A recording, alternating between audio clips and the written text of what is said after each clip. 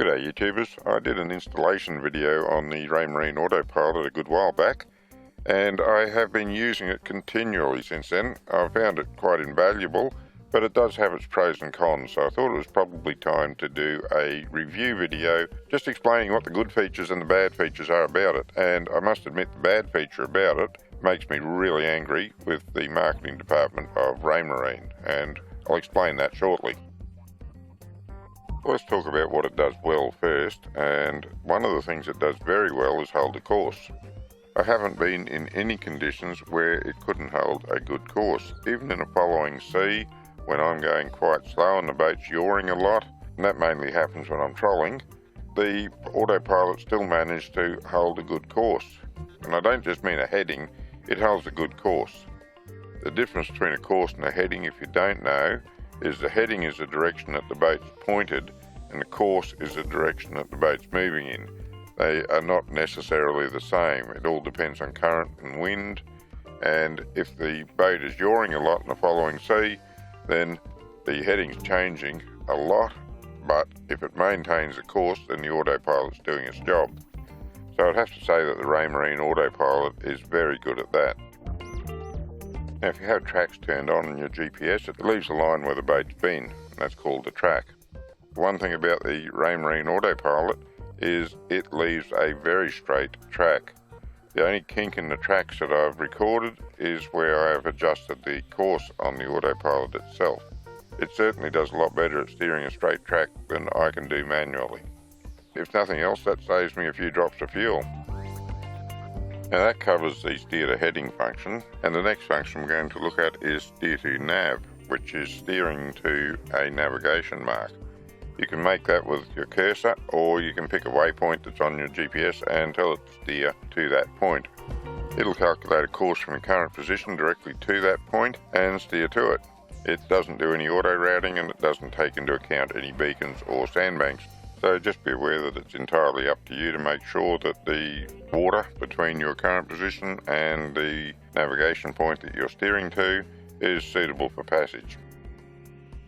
Now, I haven't noticed it inserting any extra waypoints between my current position and the position I'm navigating to, as I'll talk about later when we look at auto routing. But then again, I've only used it for going very short distances. Once I'm in an area, I'll have a few marks in that area, and I usually just use this function for moving between the marks. So I expect the distance is short enough that it wouldn't be inserting an extra waypoint even if it wanted to.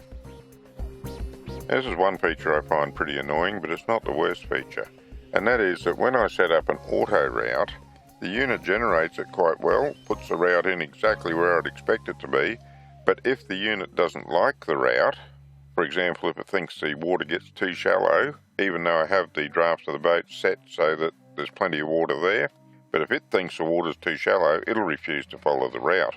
It won't even give me the option to follow the route. Now, I know that route is safe. I've been travelling it for 40 years. I know that route is safe for any boat I've ever owned. Raymarine tells me it's not and won't let me follow it. That annoys me. But as I said, it's not the worst feature.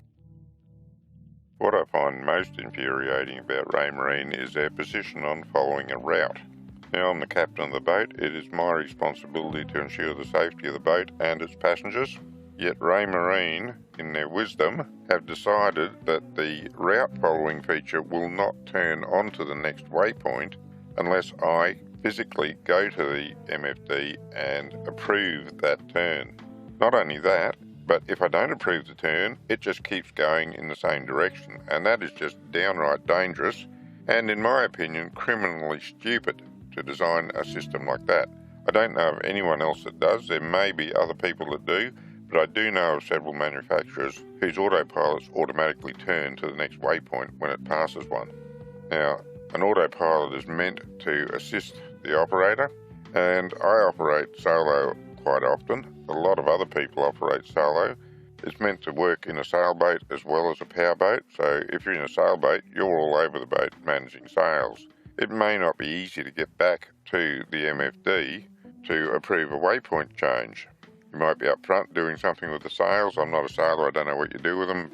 In my boat, I'm never more than a few feet away from the MFD, but if I'm trolling along and it's come up to a waypoint which might be set there to avoid a sandbank, and I've got a fish on, I'm risking losing that fish just to move up to the MFD to punch a button to say that yes, it's okay to turn. Raymarine didn't mention this in their marketing. They mentioned dock-to-dock auto-routing. And yes, it does build the auto-route, just sometimes won't let you follow it, and won't turn at each waypoint. So I think that was very misleading advertising. It was one of the features that prompted me to buy the Raymarine unit, and makes me quite angry that I was misled. I was considering several other units, and quite honestly, had I been told about this particular feature beforehand, I would have bought one of the others. Now this might sound like a bit of a rant, and it probably is, but I think everyone needs to know all the facts so they can base a decision on it. I mean, this isn't an inexpensive piece of equipment. It's not something you can just throw out because you don't like the way it works. You need to be able to make an informed decision about whether it's going to suit the operations that you have in mind. And I don't think the Raymarine marketing allowed me to do that. There's an auto route on here to go to this point here. Build route. Okay,